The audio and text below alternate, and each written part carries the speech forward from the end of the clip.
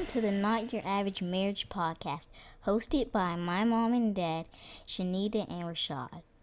All right, what's good, everybody? Welcome back to another episode of the Not Your Average Marriage podcast. And I'm still getting situated. You're doing a lot over there. Yeah, this is a birthday edition, special edition. Happy birthday. Yeah, appreciate it. I'm getting old, man. But yeah, man, so we apologize for the delay. We had some audio issues last time out. And so I wanted to get a new microphone and whatnot. So I'm an audio nerd, so I need to make sure the situation is right, so y'all get the best quality that we can provide. So, yeah. Updates? Yeah, man. So this is like the birthday week of all weeks. Yeah, Alyssa's birthday was on Wednesday. Yep.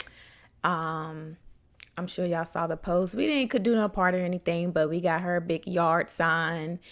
And it was like Christmas because family sent gifts. She had gifts, so she got to open up gifts. Yeah, she woke up early in the morning. Yeah, like ready Christmas, to open gifts. To open up gifts. Mm-hmm. So it was just like Christmas. Yep. Yeah, so interesting. Yep. And then we did her own little photo shoot. We went to the park and she got to take pictures.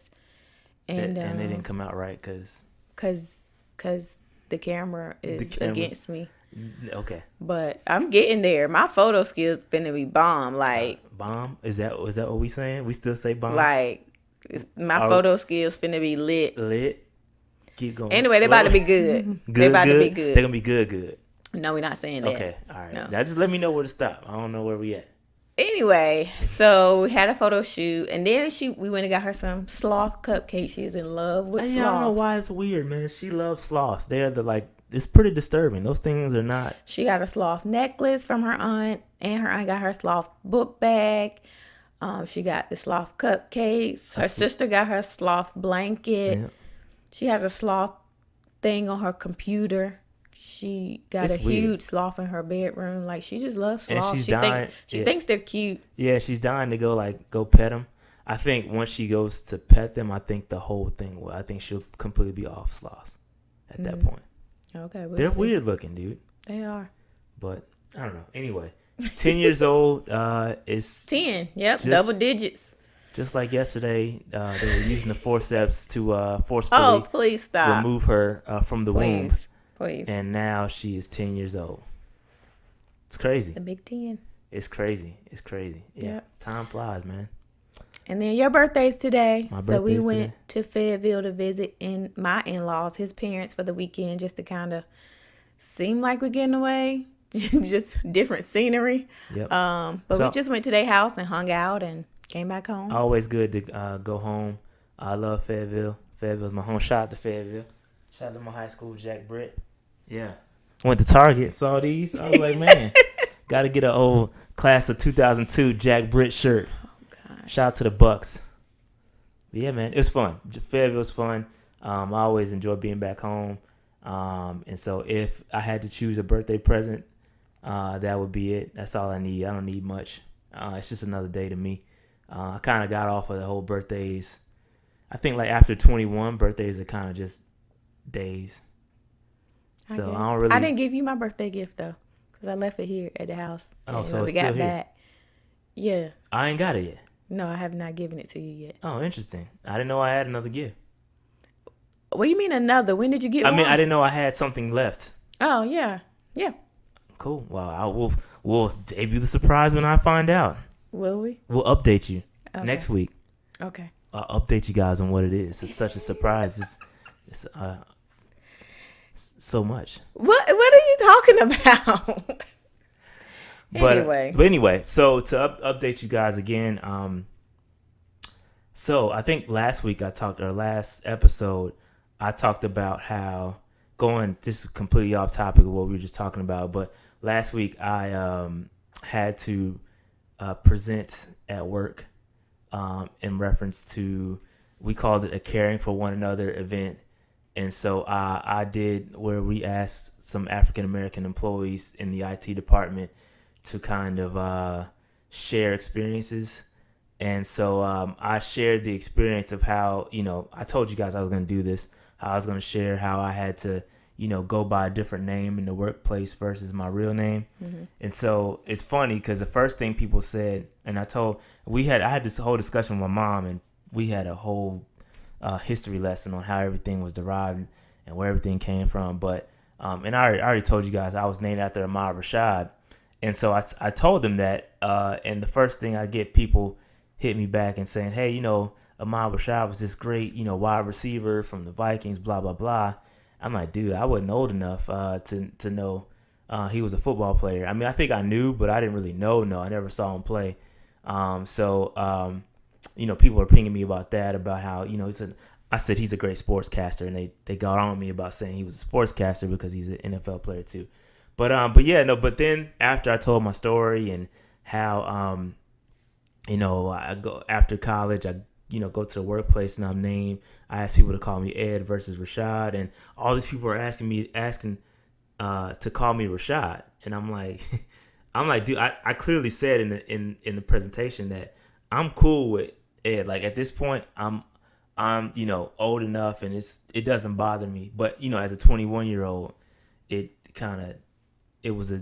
different. It took some time to get used to being called Ed versus Rashad, but now I'm used to it. So I had to tell people it's okay.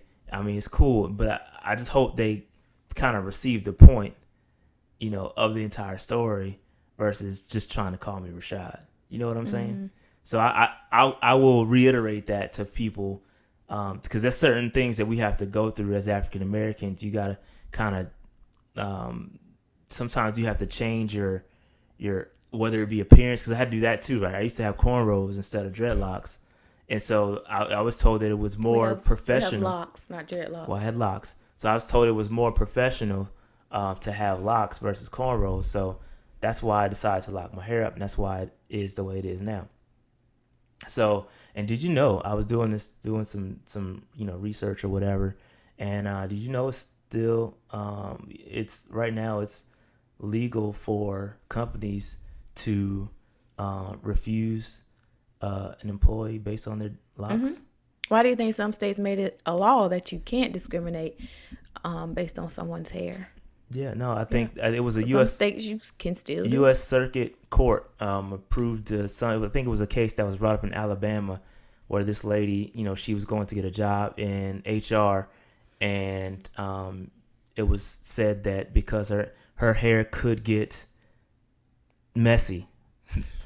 Like her hair mine could is get messy. Mine's a little messy right now, so it can get messy. So they barred her from employment, and she, took that, and I think she got up with the equal employment. There's a commission that over the equal employee rights and stuff, and they, filed a suit against that company, and then the U.S. Circuit Court upheld that to where it's still legal. And it's probably, it's still legal, but and it's probably in their policies, like you said, her hair could get messy, but it's in HR. What does that have to do with the way she do her job? I get it. And like if you're like in machinery or something and your hair could get caught, it's a safety issue. That's completely separate. She's in HR.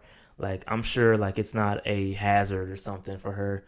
What she's gonna do, spill anybody's ink in her hair can get messy. Yeah, like anybody's hair can get messy. Exactly. So I mean, and I brought that up in my story too, because it was kind of on the same, But didn't the professor mention you in grad school, because you had already started locking your hair? But didn't the professor mention you in grad school about cutting your hair? Because you came to me one day and you was like, "You think I should cut my hair before I start applying for jobs?" And I think it comes up, whether you have to change your appearance or you have to change. There's certain things you have to do to quote unquote conform in order to. And luckily, like I said, it worked out for me. But there's so many other people out there still affected. And you wonder why it's an issue for me, because right now, Elena, our youngest daughter, decided to lock her hair up. So like, if those laws are still in place, she could potentially not get a job. Oh, not that I would care, because hopefully we'll have our own thing going on and she won't have to be applying to nobody's job.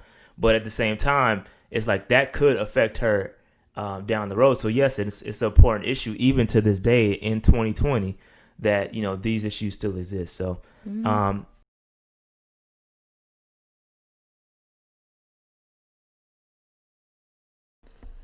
Yes, Currently, it is legal to discriminate against a person in the workplace or in schools because of their natural or protective hairstyle in all states except for California, New York, New Jersey, Virginia, Colorado, Washington, and Maryland. Companies like Dove, National Urban League, Color of Change, the Western Center on Law and Poverty have partnered up to create the Crown Coalition. They believe that natural hairstyles should be protected and celebrated, not discouraged. For this reason, they are committed to creating a respectful and open world of natural hair. You can do your part by signing this petition. They want to get 100,000 signatures, so please spread the word. The link will be either in the description box of YouTube or will be in the link on Facebook. All right, thank you guys, appreciate it. I told both of those stories, and some people. I'm just hoping that people are starting to listen. And there are, even though, we are successful and things like that, there are still issues that affect us and still things that we have to kind of work our way through just to kind of make it in the world. So it's just weird, man. So just it's I don't know. But it was cool. I got a lot of feedback. But again, I'll reiterate that, they don't have to call me Rashad. Like, I'm okay with being called Ed. It's okay with me. I don't, doesn't bother me either way, but I just hope they got the point that, hey, I had to make that decision to go by Ed because it was deemed more professional. And if I didn't make that decision, like, how my life could have been completely different. I may have taken me longer to get a job. Who knows? Only God knows. But it's just interesting that had to occur. So that's it for that. That's all I had to. That was interesting for my week. That was my Friday before we left. I had to do that presentation. There was others that presented. One lady, she went to Florida State, and somebody said that they didn't want a room with the color. Things like that, man. It's just it's crazy. It's crazy. So one dude, actually one of the guys that helped put this together, he was telling me about a story with his name, because his name is Russell. And I won't disclose his last name because I don't want him, his stuff out there. But his first name is Russell, and he went to apply for his mortgage. And on his mortgage application, I guess the loan documents were put together, and it was checked. His race was white, and the mortgage officer told him, if you want this mortgage, you better leave it as white and change it at closing. What? Yeah. So wow. he told me that story after I told him my about story. Your name. Yeah. So wow. I'm telling, and these issues, I don't know when that occurred, but I wouldn't be surprised if stuff like that still happens. So yeah. It's crazy. I think a lot of times when our names are on something, clearly they know. So Shanita, most of the time they know that I'm someone of color, but I think a lot of people think I'm married to a white man when it's Shanita and Edward Beard. Yeah, exactly. So yeah. So this. We also found out that you was almost named Brandon. I was almost Brandon Rashad Beard. I was almost a Brandon Beard. Yeah, I was close. Yeah, my mom told me all these names that I was gonna be potentially named. Brandon was one of them. What else did she say? It was what's that man name in This Is Us? Sterling? Sterling, yeah, Sterling was one. I'm glad it wasn't Sterling. I'm not a fan. You're not a Sterling. I would have been cool with Brandon, but Sterling, yeah, nah. But yeah, so that's interesting. I did find out some names that I was potentially going to be named, but yeah. So yeah, that's about it for that. Yep, I think that's all of our updates. Yeah. What's happened in the past week. Yep. So and going on to our next topic, what's you want to introduce the topic? So kind of going off of having a double-digit daughter now, we kind of want to talk about raising a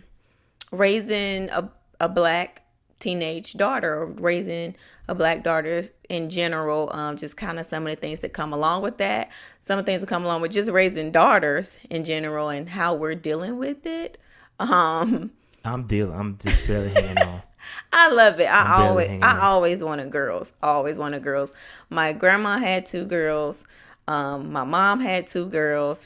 I have 2 girls, and my sister's about to have a girl. We're just a family of girls. All girls. All girl everything.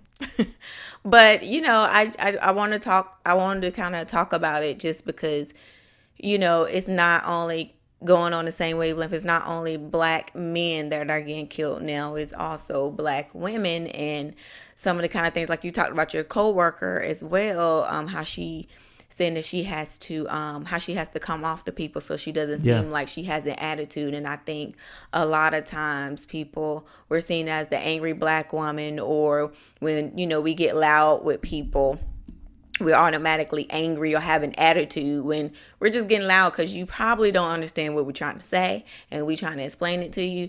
So it's just I wanted to kind of talk about the subject because I forgot where it was, but this teenage girl, I think she was like 15, 16, her and a couple of her friends went to the pool in their neighborhood, and the guy, I guess he was the HOA whoever, but some white guy that lived in the neighborhood, told them that they couldn't be there. She clearly had, the little key or fob or whatever to get into the pool. He told her she didn't belong there, and she was like, no, I live here. And she got loud with him, and he said she had an attitude and she was being disrespectful, but she was offended because, he was saying that she didn't live there. He didn't have the right to tell her that if she has the key or whatever. Why are you assuming she don't live there? So, the cops were called and everything. And then I think when the cops were called, like she was ended up being thrown on the ground and detained. And it just literally, I'm gonna tell y'all now, if that ever happens to either one of my daughters, I'm gonna be in jail because that's just ridiculous. Like at 15 or 16, you're thinking that your neighborhood is safe, that your kids can go to the pool for a little bit with their friends and come back home safely. Yeah, and what's crazy about that is that in our neighborhood right now, like there are people that we have a Facebook group, and they're always reporting that kids are quote unquote acting up at the pool. And they're always like teenagers, right? But they're probably just being right. teenagers. I mean, and if they're doing something disrespectful, I feel like you're an adult. Yeah, you can say something. And one of our neighbors, she did say, she said something to the kids when she saw them doing something, which is that's important. I come from a thing, it takes a village. Like I don't want you being disrespectful to my children, but if you see my children doing something, like we said previously, we try to make ourselves known in the neighborhood, make ourselves visible. But if you see my child doing something disrespectful, I would like for you to go up to them respectfully as an adult and say something to them, and then come to me and, let either one of us know what you've seen. But don't just talk about these kids like they're some type of thugs or unruly kids. They're teenagers. All of us did something at some point when we were a teenager that wasn't acceptable to adults. But yeah, I think that there's just a lack, the whole social media, there's just a lack of personalism, if that makes sense. There's no communication. Like people are scared to talk. Like, man, listen, just if I see a kid acting up at the pool, like, yo, I'm gonna say something. Right. Like, hey, stop, man. Y'all acting reckless. People, I think they were throwing stuff in the pool. Don't go to Facebook and report it and then because that's not going to do anything. That's not going to do anything. They're going to still do it the next time unless you say something to the kid. Hey, this isn't right. Correct the action. Do it respectfully so that and then maybe talk to the parents and have a or at least if you don't know the parents, try to find out who the parents are. Yeah, like talk to ask them. around or something. And then we had maybe we're going too far and telling people's business, but we had another incident where one of our neighbors, their kids were doing something in the area and in our neighborhood, and somebody had thrown some furniture over a bridge. It's back in a new construction area. And like the people called the cops. They called the cops and said the kids threw it over there and the kids didn't. They just assumed that the kids did because the kids were walking. It was a bunch of kids walking down. They were being kids riding bikes, and I guess they assumed that they were the one throwing stuff over the bridge because they were by the bridge. But I don't know. It's just insane, man. There's no there's no interaction and stuff and I don't think people realize because the first thing is call the cops because it's not my job to deal with it, it's the cop's job to deal with it. But I don't think people realize, especially when you're a black child, even a minority, a child of color, that can be Hispanic or whatever, a child of color, things escalate quickly. A lot of people like to think it doesn't, but it can escalate quickly. It's when you are a person of color. Like it just is. It is what it is. So and you can be completely innocent too. Like I'm tired of hearing like oh, if you just follow the rules, you'll be fine. Like, yeah, you might be fine, maybe 8 times out of 10. But those 2 times where you get the wrong person, and you interact with the wrong cop, and that cop has had a long day, and you're not doing anything wrong, and you're adamant about not doing anything wrong, the cop or person is not listening to you, you may get a little loud, it escalates, and then you're ended up in jail for resisting something that you were completely innocent of. You know what I'm saying? So you weren't charged with a crime until you were quote unquote resisting. Right. So like it's just it's messed up. And innocent or not, like just people deserve. You deserve the people opportunity deserve the to be benefit innocent. of the doubt. At least try, Exactly. especially, and like I'm talking because I'm just thinking about when my girls become teenagers, especially when they're children. At least give them a chance first.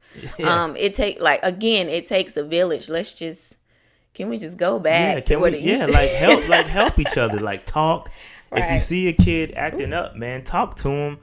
Talk to the parents. Like, there's just none of that anymore. Like, people are just go to social media and call the cops. Like, bro, like, come on, man, what happened? And not to say, it's not everybody's like that. But it's some disrespect for teenagers out here now that will cuss you out quick. Not to say it's not. I get it, but I'm still look. They can cuss me out. They want to.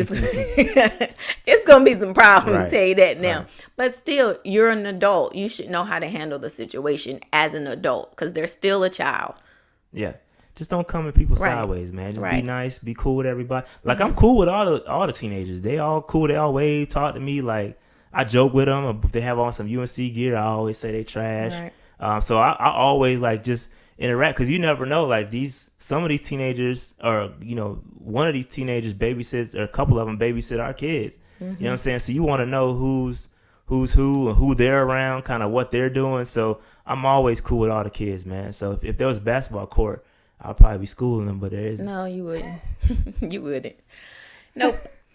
But going back to your topic about raising. So raising Black teenage daughters again with the whole attitude thing, because my oldest one that is 10 now, she can get a mean attitude. Let me tell you, mean attitude. And but at the same time, she's a very smart kid. She's very social. Soon as she meets people, she's very social. She loves meeting new people. She's very talented. She can dance her butt off, but when she get mad or attitude, even when she get frustrated, when she can't get something, and that scares me because it can be like, what is she trying out for something, on audition for something? She can't get it. Her attitude and her frustration is going to come out something serious. But I don't want that to take away from, the type of person she is. Yeah. And I think, I guess she's just passionate about everything she do. I mean, everything. I mean, I'm talking about the smallest thing. And she don't want you to help her. She want to figure out on her own. And that's the hard part, because you want to help and there's nothing you could do. And if you try to help, she's going to get frustrated. And if she can't get it, she can get frustrated. Right. So she can be something else. So hopefully she'll grow out of that, or at least be able to accept, or find a way to cope with it. And find a way to channel it. And this might sound bad, but find a way to challenge it so people don't see you as a person with an attitude or somebody that's always mad, which she shouldn't have to do that. But the fact of the matter, people gonna judge her by that. People look at you like that. People look at me like that all the time. People like several people in the neighborhood say, I'm not approachable. I'm not social. People think I don't like them because I don't talk to them. What else? I'm rude. I always got an attitude, and that's fine. I mean, why are you laughing? I'm the type of person, if you don't talk to me or approach me, how do you know I'm rude or I have an attitude? Like, you just read my face. What my face supposed to look like if I don't know you? Like, we got to stop doing that. Like, why? I don't know. Anyway, going back. So, same topic as well, raising Black girls that have curves. Yeah, even my 10-year-old already starting to get curves. She's just like her mom. This is what I'm nervous and about. It's a struggle because for me, growing up, I was a little chunky, a little on overweight side, so I was always insecure about my body. And when I got older, old enough to know how to live healthy, I started to appreciate my body a lot more. So I always knew when I raised my own girls that I wanted them to always, appreciate their body. So we have two extremes. We have one that is very curvy, very shapely. We have one that is very straight, skinny, tiny, petite little thing. But I want both of them to love their bodies no matter what.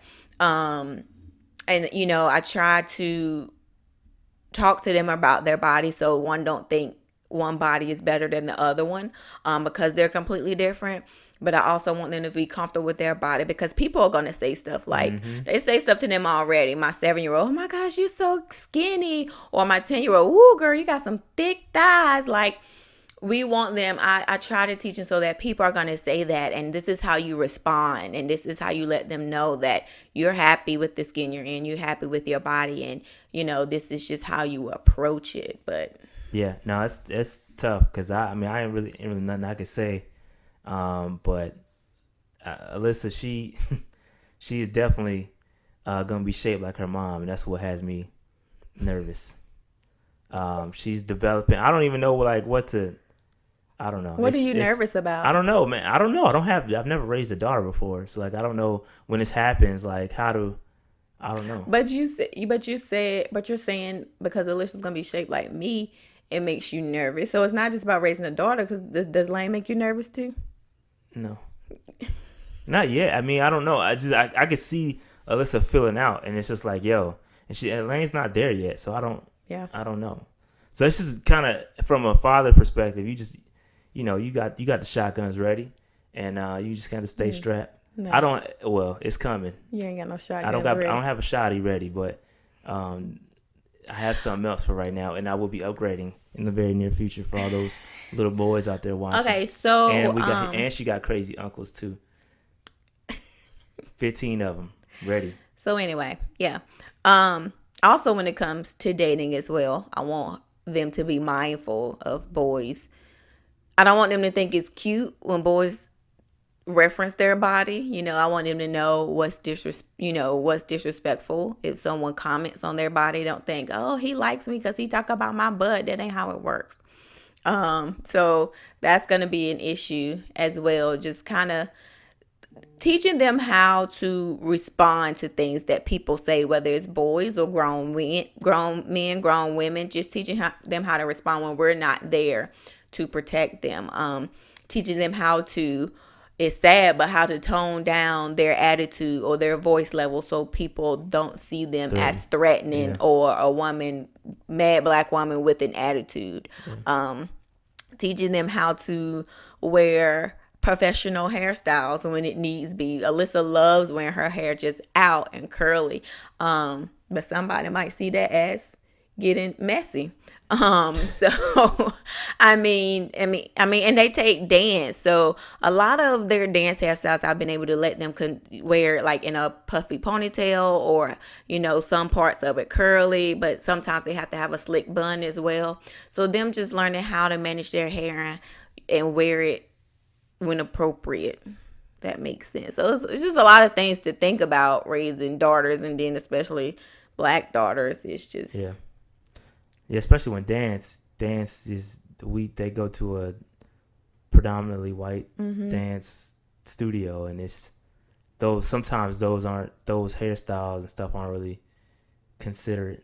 It's not really. Sometimes it's not conducive to little girls of color, but we rock them. We do our own version of it, and it works.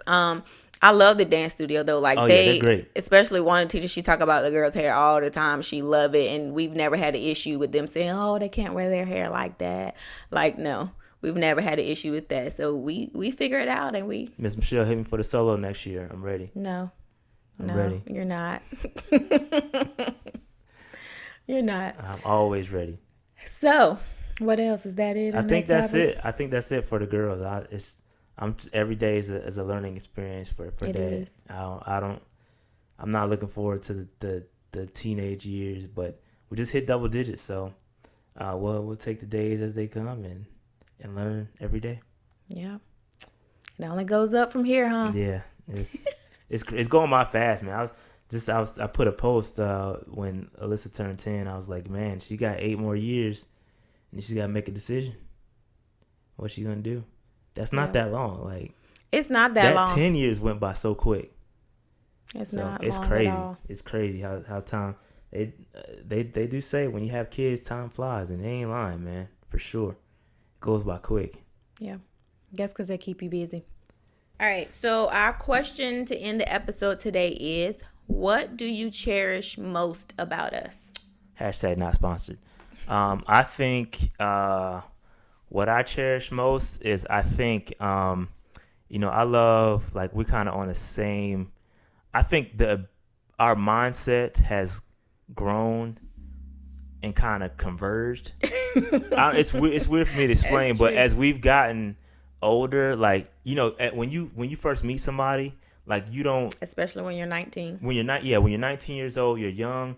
You don't really like think about, you think about the future, but you don't think too far ahead. And I think what happened with us is that we ultimately kind of ended up having the same mindset and the same goals. And, like, with the businesses that we've been able to do, and, like, it's all, like, coming together. It's really, and then none of this was discussed, like, within the first 5 years. Like, I didn't know anything about real estate. You always talked about having the daycare, but I never, I got into real estate, started getting into other things, and those mindsets kind of converged. And I cherish that, like, that we've been able to, although we've been able to grow together in that aspect, and it wasn't even intentional, if that makes sense. Yeah. So I think that's the dope. I mean, there's so many other things, like, it's cool, man. Our relationship is very cool. Like, it's pretty laid back. I think we are opposites in a good way, if that makes sense. It's kind of like, you don't want somebody that's too much like you, because then you can, what bothers yourself, and you can kind of make the other person's a living hell. But yeah, so I don't know. I think it's that. Those is a couple things. What about you? So what I cherish most about us is that we are best friends. Yeah. Literally. Like like this morning, you come and, child, guess what I found out? I'll be like, what? So, I mean, the tea. Yes, like, we are best friends no matter what. Like, times where we are having, like, our little issues, and you want to be mad at somebody, but you can't, because you be like, dang, I got something to tell him that happened today. Yeah. But he pissed me off last night, so I don't want to talk to him. But it burns you up inside, because like, that's your best friend. Like, that's what I cherish most about us, is that we best friends. Yes, it's cool, man. And, like, again, like, some of the similarities, like the whole Duke basketball thing, like, we didn't find that out till, like, how long into our relationship? No, we found it out in the beginning. I mean, it's just weird, like, really weird things that we find out that's somebody, like, when you're a Duke fan, like, that's something you discuss in the beginning. That's true. Because you gotta find if you out was a the Carolina fan, like, you gotta find out the ties early. Oh no. Shout out to the Tar Heel fans out there. I know it's a bunch of y'all, but yeah, suck. Anyway, but yeah, no, I think that's a good question. I think that should be discussed, and then I think you got to keep those things in mind and keep those things at the top, so that, like she said, when you do have arguments, you can kind of go back to the happy place or whatever. So, again, think about that. If you want to ask each other, what do you cherish most? If not, just thinking about it within yourself. What do you cherish most about your relationship? Yeah, and leave a comment, too, if wherever you're listening to this. Yep. Leave a comment what you think about your, what you cherish most about your spouse, and maybe you can tell that person to read that. And if you don't feel comfortable saying it, I know it's kind of awkward, maybe. Or just tell them listen to the podcast. Or they could just listen to the podcast. Just send it to them. Send them a link. Yeah. But yeah.